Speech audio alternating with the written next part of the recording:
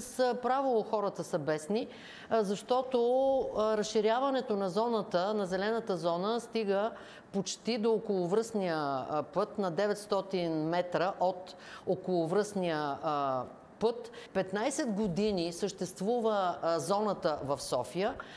По близо 40 милиона лева на годишна база събира Центърът за градска мобилност. Това са 600 милиона лева.